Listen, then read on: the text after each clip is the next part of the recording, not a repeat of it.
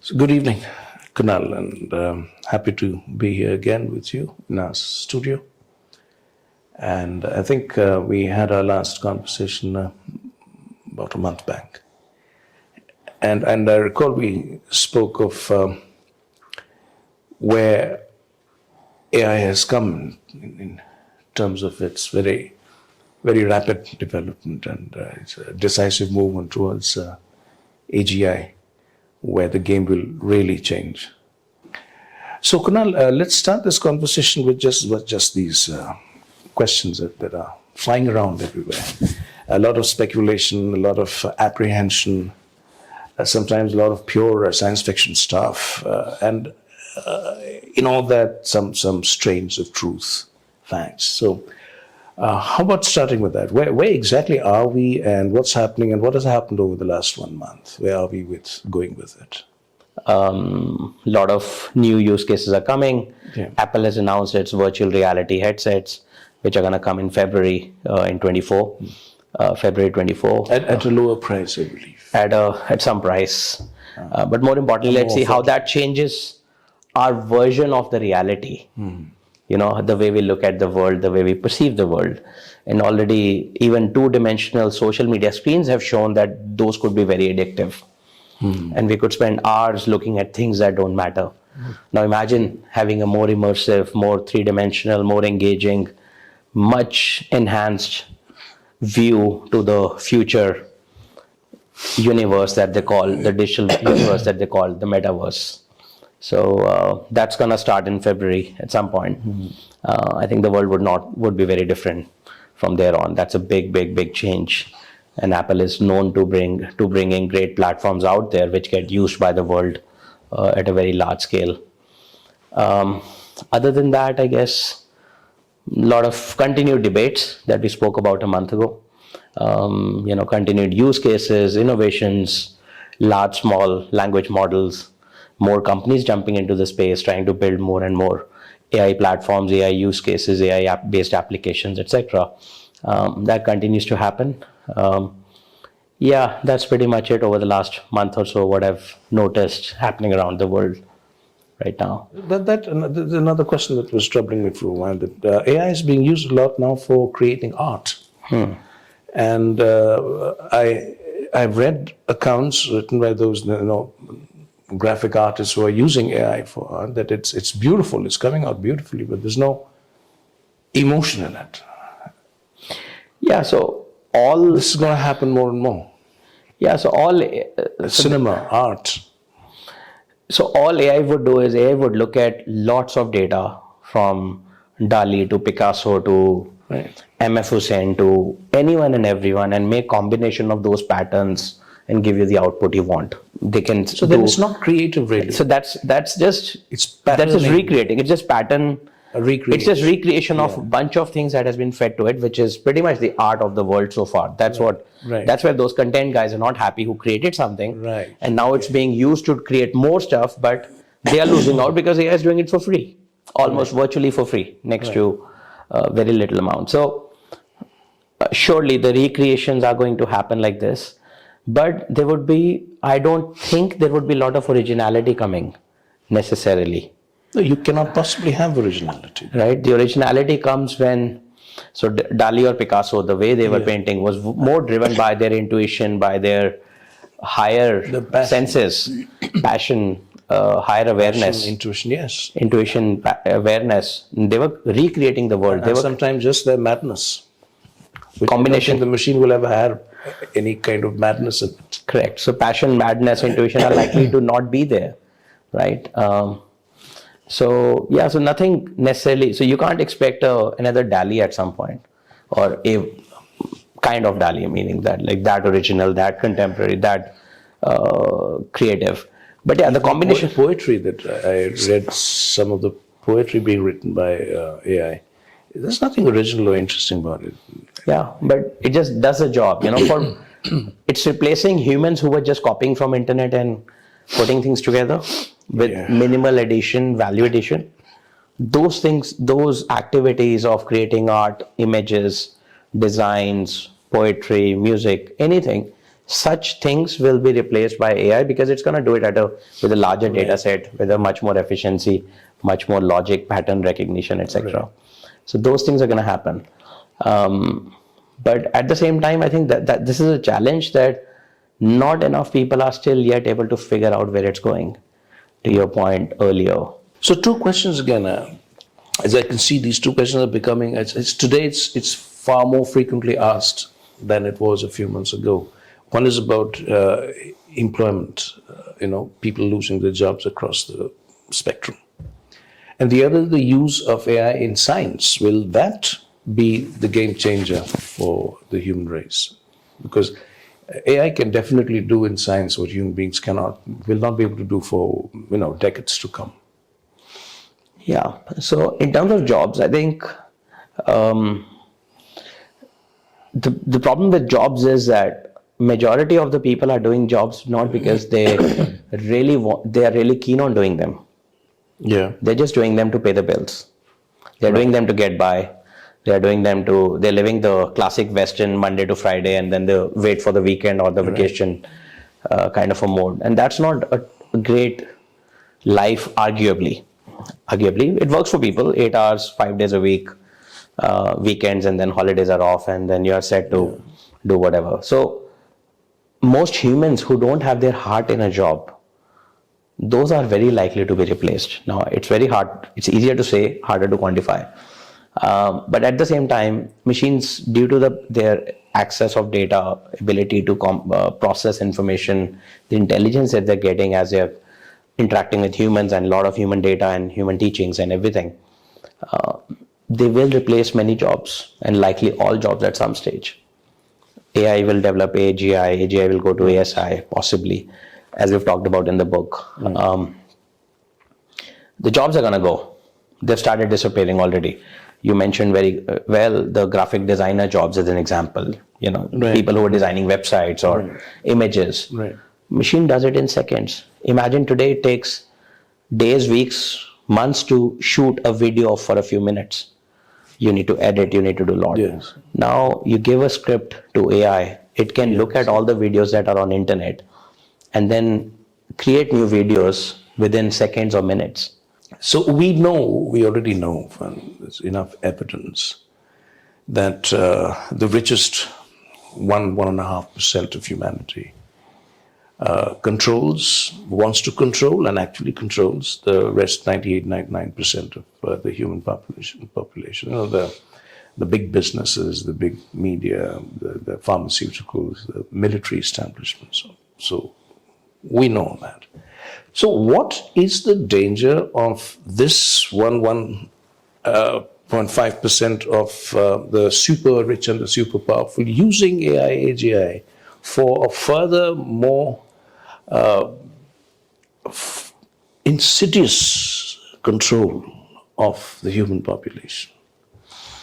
I think it's a real risk because very likely for the longest period, the companies that develop this, the companies or the governments or the institutions or the groups of people that develop such artificial intelligence, they will be controlled as far as possible by those 1% of the people, whether it's the heads of any countries. The military establishments. The Chinese military, the Pentagon. Of course. So the states, the government, the state, the large big corporations, yes, they're likely to be controlling this. Already the large corporations are controlling us one way or the other. Yeah. I mean, the play today in AI world so far is the platform play between Microsoft through OpenAI investment, Google through their own developments, Apple doing its own things, Amazon not having come out with anything major but will come out with something, Tesla coming out with something eventually. They have their own AI ambitions declared, etc. The top 5, 10, 20 companies of the world. The play is already between them, and they are also indirectly or indirectly controlled by the governments in some way. Or arguably, I don't know. Many people say that the government is controlled by them. And I was going to say, and its inverse also is true, that the governments are also selected by those people, and so it's a mix. The risk is real. Clear and present danger. Clear and present danger, definitely. The danger continues like it has for the last few decades, especially since World War II or even before that, or last few centuries. But one hope that I have, which brings its own dangers, which we can talk about separately, is that AI or the further developing AI into AGI will likely not be in human control eventually. Will not be in human control. Humans will lose control and misalign with it at some stage. So what are you saying then? That machines will control themselves? That is a possibility. The machines, the AI, will be far more logical than these 1% or even collective, any bunch of humans could be, where they may think about more larger goals and purposes and decide their own goals, which may be different from humans. Humans today, if we have to go in the last few decades or few centuries of evolution, arguably have done well to come this far. The most intelligent, smartest, wealthiest, biological beings who are living the longest, etc. And there is some prosperity we can assign to it. But equally, they have not created a world which could have been more conscious, more sustainable, more inclusive, right? So it has its own challenges, and we are constantly on the brink of some disaster away from ending the race or ending whatever we've developed, right? Whether it's due to climate or nuclear or many other risks that we carry with us. We are playing with fire and all. We're playing with fire, right? And AI could be another one. AI could be, arguably, could be another one. Fire could be, again, looked upon as energy that evolves and goes further. Or it could be a fire we are playing with, which which has potential of destroying humans eventually, the whole human race, like many other things we talked about. So coming back, I think one hope I have is that AI or its next generation AGI may decide on its own, and humans may lose control. So you're calling this a hope, but for most people, this is the final danger. Yeah, I mean the irreversible danger. Yeah. I mean, it's very likely. It's still hard to fathom, and you have to be open. At least I feel I have to be open to all possibilities. How it happens, when it happens, does it happen? We'll see. But yes, it is a very likely outcome. AI will evolve into AGI. AGI will misalign with humans. It will not align with humans due to their collective, not so constructive nature, because of lack of logic in humans or collective humans. And the AGI, when it takes over in however it looks like, the likelihood is that the human problems may eventually go away. Now, is it a good thing or bad thing for humans, and how humanity evolves, if at all, from there or not, or they converge somehow? A lot of possibilities out there. Some we have covered in the book, but some we'll learn as we go along. I personally think you should be writing another book very soon as a follow-up of this one, because things are moving so fast. And, so, Kunal, have you seen this movie, Ex Machina? So my question, at the end, when this machine, which is sort of transformed itself into a pretty-looking young woman, to the point where it's indistinguishable from a real, our hero gets caught in that. And when she's finally free, she walks across the room, she smiles.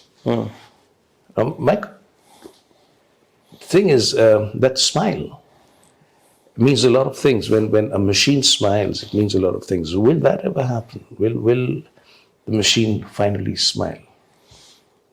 So smile is but that is human. Smile is human. It's many philosophers have said it's the smile that defines the human.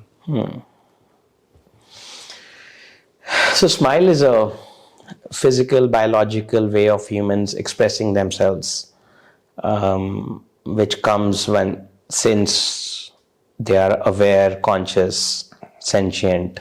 Yes, all of that. All of that, right? And naturally intelligent, or intelligent naturally.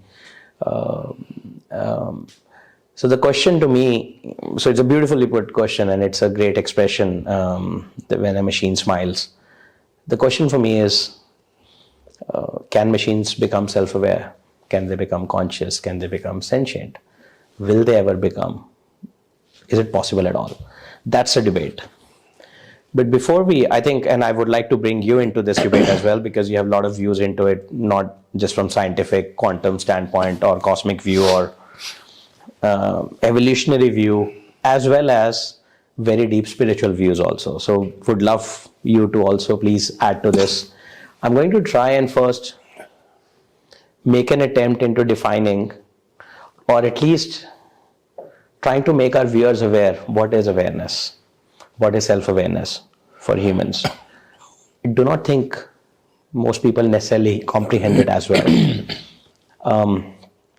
First of all, there is a very well-known fact in science that this is a hard problem of consciousness. Consciousness is one of the hardest things for humans to solve or define or explain using an equation or formal logic around it. Consciousness is just what we are, who we are, what we experience.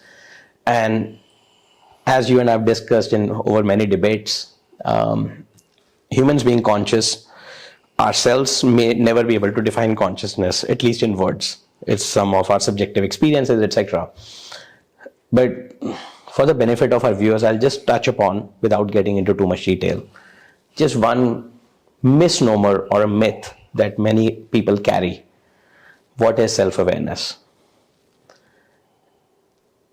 I am not my mind or my body or my breath or a combination of these. As an example, and just to elaborate on this in the next few seconds, let's say I'm looking at a phone or I'm looking at a book. I'm looking at a book. I'm not the book. I'm the observer. This is the observed. Right. I can look at my body. Right. My body cannot experience me the way I can experience the body. Right. At least there's no proof of that. So I'm not my body. I can feel my breath. I can see myself in the mirror and see my eyes that are the tool for watching myself. That's a reflective reflection of what I see, my own body. I can visualize my thoughts. I can observe my thoughts. But I'm not my thoughts. Because I can observe it, so it is the observed, it is not the observer. Right. So who am I? That is a big question, and this is a Vedantic line of inquiry, self-inquiry, in which we go beyond life, mind, body, breath. What we experience, what we see is not us, right? And there's a reason for mentioning this. I'll bring it up in the next few seconds. Because I'm not my mind, body, and to discover myself, there are many ways we can discover, right? So there is the yogic, spiritual ways. We can do meditation, go inwards, start trying to discover our true nature, true self. Everything else is a subjective experience, right? We humans, now I'm not going to answer who am I in this conversation, but at least make viewers aware that we do not know who we are. Before we talk about whether the machine knows who they are, what we know about ourselves is also arguably an illusion. You want to comment on that? Yes. In some way, please. So actually, it's simpler than please the way you're making it out. I mean, it's complex thinking, but you yourself have actually answered the whole question. If I just listen carefully to you, all the answers are already there. So I can observe this glass, and therefore I know that there is a difference between the glass as an object of observation and I as the observer of this object. Likewise, you extended it to everything else, body, mind, all phenomena of body, mind. Yes, sure. So even as you're making the statements that I can observe my thoughts, so I'm not my thoughts. Now you're making the statement, which means you're identifying yourself. The I is identification with the awareness. Correct. not with the object of awareness. Correct. So you can be aware of your body inwardly and outwardly. You can be aware of all the activities and movements of the mind inwardly and outwardly. Therefore, you're not any of that because you're the awareness. So actually, you already know what you are. You have already identified yourself with the awareness and not with the objects of awareness, not with the experience. Correct. Because objective experience is awareness and the object of awareness, and the entire universe is an object of awareness. Correct. So the Vedantic question then, who is the observer? Again, the answer is already there. The awareness is observing. The very characteristic of awareness is to observe. That's why it's called awareness. You know, awareness is observation of an object and the observation of the observation of the object. Am I clear? Yeah. So it's a twofold awareness. One is I'm aware of the object. I'm also aware of the awareness of the object, and thereby I know that it's not the same. The object and the awareness of it not the same. So I can maintain my awareness of the objective universe and still be identified with that which is aware of cosmic experience. The entire cosmos is as object of your awareness. So when that happens, when there is awareness of the awareness, then the mystery is already solved. You've already attained what the Vedantis call self-awareness, because it's the awareness of the entire universe. It's a threefold awareness now. One is awareness of the universe as it is, objective reality. Then the awareness of being aware of this objective reality. And then the awareness of the awareness which is independent of all objective reality, pure awareness. So when you are aware at these three levels simultaneously, you already have attained self-awareness. So you would probably ask, then what's the big deal about Vedanta? So there's really no big deal about Vedanta. The thing is that, can you maintain this all through 24/7, waking and sleeping and every possible experience? Can you maintain this? Because if you can maintain this, if you can remain identified with the pure awareness and remain functional at the other layers of awareness, then you don't need any other yoga. You just have to be there, and things will happen when you're stationed there in the pure awareness, completely identified with it, which means you're not identified with anything else. Correct. So you're not identified with the body, and you're not identified with anything that the body is identified with, which means your entire family goes for a toss there, because your family is biological. Take the biology away, there's no family. And it's only the body that can have a family.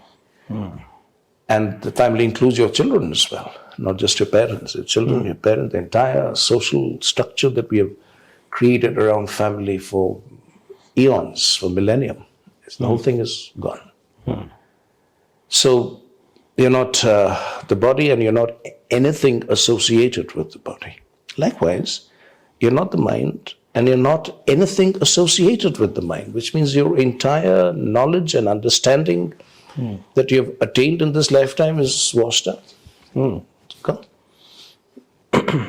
You may have all the knowledge in the world, but it's useless because you're not all that. You have acquired it. And what you've acquired may make you feel good, just like you acquire fancy cars and fancy jewelry. You acquire fancy knowledge, but it's just acquirement. It's of no use, really. So that's also gone. And you're also not your emotions and everything associated with emotions, which means all your feelings about yourself and others, pleasant, unpleasant, attractive, not attractive, you're good, you're not good, he's handsome, she's beautiful, he's intelligent, she's not, all that is gone. All your judgments, all your emotional reactions, everything is gone. The question, therefore, is, can we live in that state?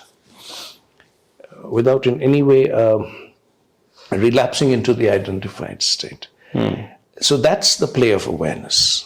Correct. Consciousness. Now, the question therefore becomes very interesting, that will machines be aware and complexly aware at these three different levels or three different perspectives of awareness simultaneously, and be able to maintain itself in its own, what in Vedanta we call in its own natural state of being.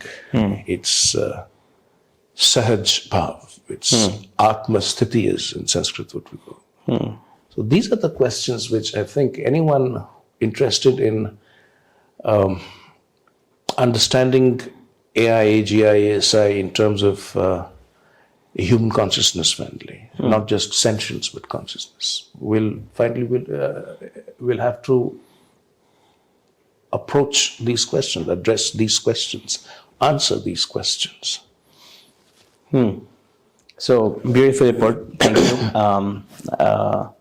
What I would add and maybe make an observation while being aware of the awareness that's making the observation somehow. So really, seriously, are you able to do that? Not What as you just well. said. See, because it's interesting. If you can do that you're observing yourself, observing and making the observation, you'll be automatically very detached from everything. Correct. Nothing will stick to you. So I'm just probably at best at first level of awareness, not second or third. I think I'm aware of making an observation and I would like to make that. It's a starting point. Happy to be at the first level and being able to understand, at least even if not live in the differentiation of the other layers of awareness. So we humans have evolved with the independent body and mind, which is the I as we know it as an external.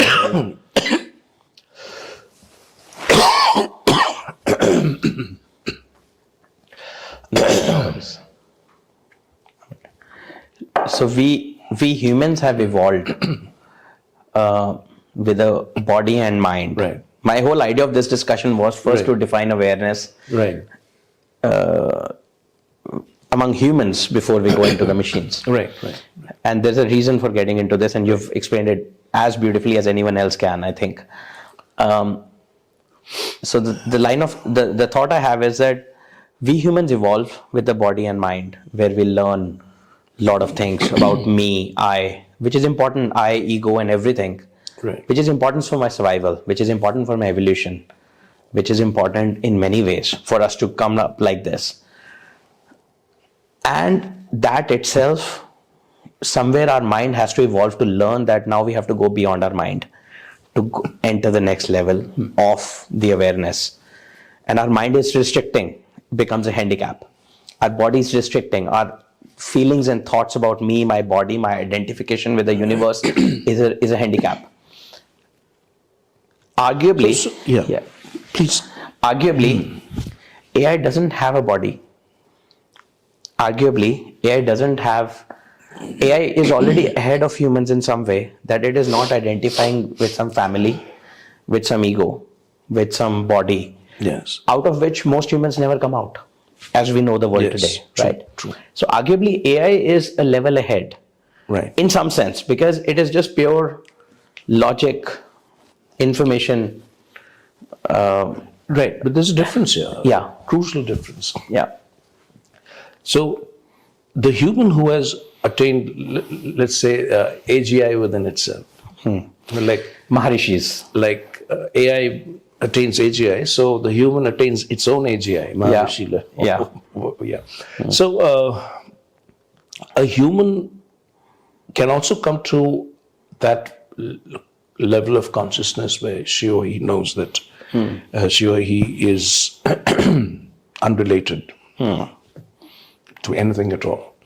So whatever the human relates to is outside, objective, because he or she is aware of the relation. So if you're aware of the relation, it's not you, it's outside of you. That which is observing the relationship is actually what you are. But that is not related to anything at all. Correct. Including this, and starting from this body. Correct. From this body-mind complex. So Correct. the human is aware of its independence from this objective universe, while simultaneously being aware of the universe and its existence in its own frame of reference. And it maintains that frame of reference. And it maintains its own independence from that frame of reference, what we can call the cosmic frame of reference.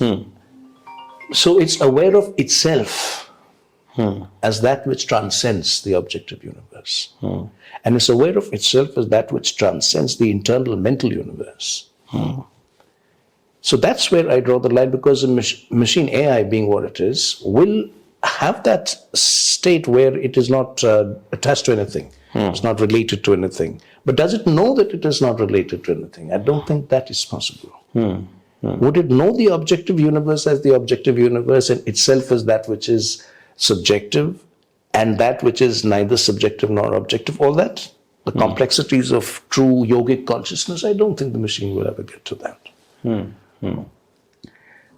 Let's address this question. Fair point. Let's address this question from a more scientific standpoint. Okay, let's go into some science. Let's bring some science in. So the world as we know it is a space-time universe. We are living in the space-time fabric. Yes. All the science, logic, everything that we know exists in this space and time, unless we go to the granular, smallest known unit, which is the quantum, which is 10 to the power minus 32 of the smallest size or whatever, where the Planck scale, where the space and time both disappear. Right. And then you're left with quantum.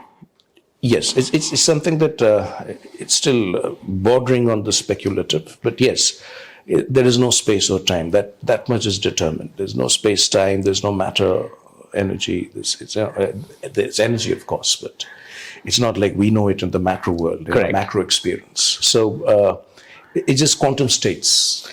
Yeah. So in those, which no one really knows what it is, what they are as yet. Correct.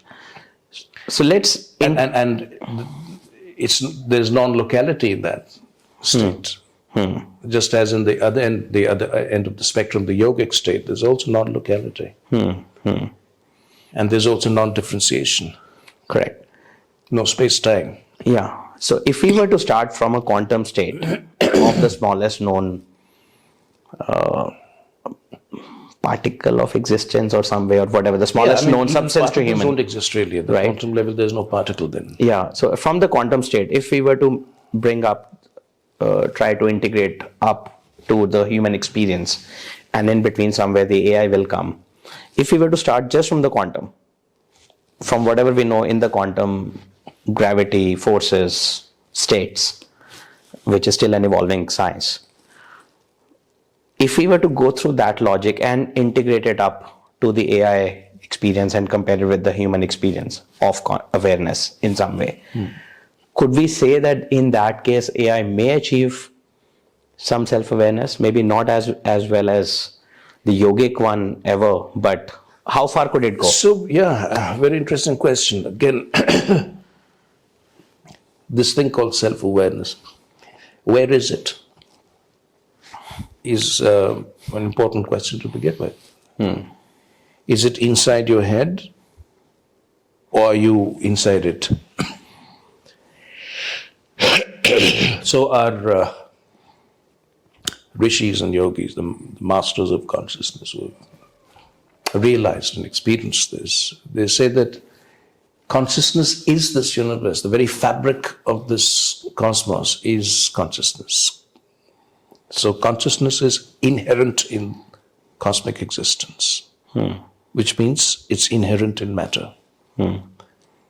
It's inherent in life, and life emerges from matter, which means life is inherent in matter, and consciousness is inherent in life, and the self is inherent in consciousness. That is the cosmic model of Vedanta. Now, what we are calling AI is matter. Special kind of matter, but it's matter, nevertheless. It's the electrical impulses, the data management, all that is happening in the material in a material space-time. So if consciousness is inherent in life and matter and inherent in the very fabric of this universe, it's what this cosmic existence is finally, then it's I think a no-brainer that sooner or later any form of matter will attain self-consciousness. And our rishis said that the final evolution of this universe will be when every atom has become self-conscious.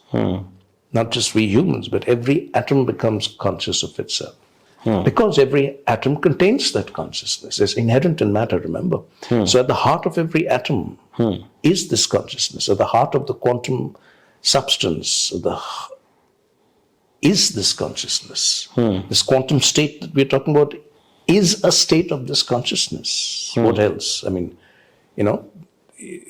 whether you go down to the quantum state or you go up to the cosmic state, it's the same consciousness, but different formulations and levels of this consciousness. Let's say it's different expressions and formulations of this consciousness. So yes, in that sense, if you go to that level, either way, quantum or cosmic, what you're calling AI today will attain self-awareness. It has to, because it's made up of the same matter that we humans are made up of. And if you're talking about AI as process only, without a body, you said, so just the process, which is electrical, right? Electronics, electrical, computer processes, quantum computing, all that. So these are also processes happening within an overall material matrix, let's say. So whatever is in this material energetic matrix will develop consciousness, because consciousness is inherent in all that exists and in all that ever shall exist. Yeah, it's just that it's probably slightly different from what we identify as consciousness within the biological beings that are made of carbon versus the AI that's made of silicon or whatever. But carbon and silicon is matter. It is matter. They're both conscious in their own ways. And if you go to the quantum level of matter, then there's no difference in silicon and carbon. Yeah, it's just a integrated, derived. And you don't even have to go to the quantum level. Even if you go to the very small, you can actually, even if you can play around with atoms in the very heart of matter, you can convert silicon to carbon and carbon to silicon. You can convert water to wine and wine to water, because you can play with the molecules of the substance. If you can go to the atomic level and learn how to manipulate, play around with molecular arrangements, you can change matter from one form to the other. No big deal about it. So this is what... So we don't know what's going to happen at the quantum level then. So this is what we believe, and we've understood that some Maharishis have been able to attain this level. Many those who walk the whole path of Vedanta will eventually come to that point. Whether they'll tell that to you or not is another matter, but they will have attained that state themselves. Yeah, so the question remains somehow still in our limited minds with the handicaps that we carry. Can AI get to that level? Can AI be a Maharishi? Could you have an E-Maharishi or... AI is a process, you see. It's a process, yeah. And a Maharishi is being. Being that is realized. What is a Maharishi? It's a being. Let me get the expression precise. It's being that has realized itself. It's infinite being that has realized itself in itself, by itself, for itself, as itself. That's a Maharishi. Whereas all intelligence, not just AI, even human intelligence is a process. And human intelligence never gets to the Maharishi level.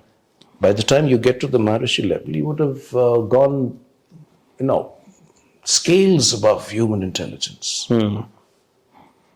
Because human intelligence is a mental construct. It's a mental process. And the mind is limited by the senses, because our minds are sense minds.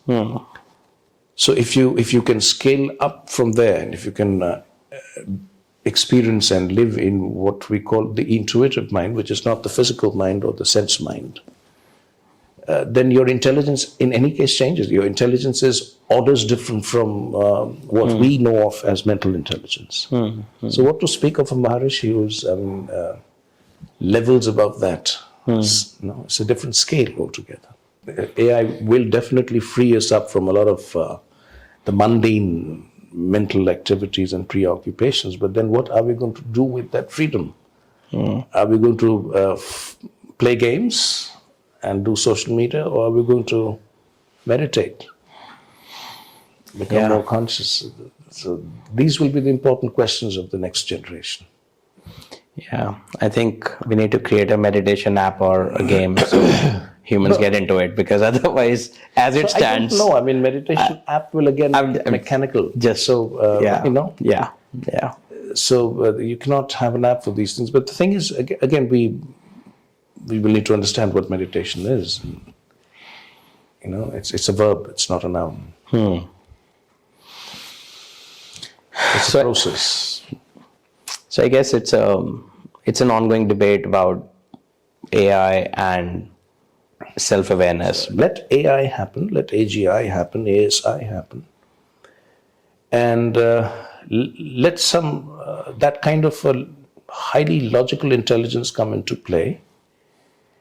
And let us humans learn to work with it, learn to get into alignment with it. It will teach us a lot why we cannot be aligned with an intelligence that functions at a very high level of logic. And let AI free us up from our mundane preoccupations so that we can give ourselves to what human beings are finally meant to give themselves to, which is evolution of consciousness. We are here to become cosmic, and I think we are just wasting time. Yeah, I hope this debate, though, somehow plays differently, but yeah, you're right. Otherwise, let AI take away the jobs we were not meant to be doing and we are still not enjoying doing, and let's discover our higher purpose. Equally, at the same time, let AI create that kind of world economics where losing the job will not hit you hard. You need that too. Otherwise, there'll be a disruption. And somewhere we need probably will not be able to handle. So as you lose your job, you also need to have that kind of an inclusive economy that's no longer capitalist in that sense, So, which AI can do. Yeah. I think left to AI alone, maybe it'll find a way to make it work for humans. But as long as humans stay involved and control. Yes. Because I think the first thing AI will do is start distributing resources logically. Yeah. And which politician will like that? Will China like that, for instance? Will America like that? No. Yeah. Well, I mean, capitalism as it exists is a very, very limited system. Sure. So for that matter is socialism. So we need another thing beyond the two. Some sort of a enlightened, conscious capitalism. Yeah. We should continue this debate in the next... Not just that, Kunal, we should continue this debate. But I also feel that more and more people should start talking about this. It's critical. Otherwise, AI will become another nuclear bomb. We'll invent this thing and it'll blow ourselves up with it. So we need to be conscious of what we are doing and where we are going. And a lot more people need to get involved with this debate, with this discussion. And you need to write a couple more books on this. I think while the decision makers or the 1% need to come on board somehow with the right evolution of humans along with AI and the evolution of the system, and surrender and allow for that to happen in the right way. I think to your point, to the ultimate human objective, which is to have every bit fully conscious, I think what we should try and do is at the grassroots, at the education level of the beginning, at the beginning of a child, make sure that they don't degrade while they go to school, make sure they don't learn things they don't need to learn, that they need to unlearn to evolve consciously. Make Absolutely, sure. yes. So this starts at the base of the education level, because then only you can hope or expect that billions would fall in line, while the top down and bottom up both have to come together for this to happen. Basic education, I think AI will be able to give a much better basic education than any humans can. Yeah. And that you can attain it. Child can come to that level of basic learning. Beyond that, it will be deeper human processes. Yeah. So again, we'll be able to come to that when AI truly gets into the educational process. And informational level of education, that's informational education. That's something that can easily be done by machines. The processing is what we'll have to do. The machines can't do that for us. Correct. And then coming to understanding and wisdom through the processing of knowledge, that will be a uniquely human thing, which our children must learn to do. Because our children, they can get a lot of information, that they're very good at that. And with AI, this will only, it will become more efficient, this process of acquiring information. But how are we going to reach knowledge through information, and how are we going to reach wisdom through knowledge will be the question of future education. Actually, which has been the question throughout education. And where is the wisdom in it? I think while all this is a good positive spin and the wish list that this happens, that happens, maybe we should put our minds or our intuition into seeing through how all the stars are going to be aligned for this to happen. What needs to happen at every level. Why will a parent send their child to such an AI for education or such an AI school for education? Why a capitalist who owns billions or trillions of dollars and runs a big corporation allow for this to happen when they lose control, but it's in the collective interest of humanity and human evolution? How would they give up the me, I, ego part for the larger good, right? So we need to maybe think about that. And that, to me, right now, as just occurring to me, that is a follow-on book. That is a follow-on book. How AI can step by step make things happen, or how we can at least visualize a path. It may not be the path we ever take, but there is a path that leads to the ultimate goal of humanity, why we exist. Great. So I think we should keep this discussion going, and we'll come back to each other again and let some more things happen. Sure. Thank you so much. Thank you, Partho.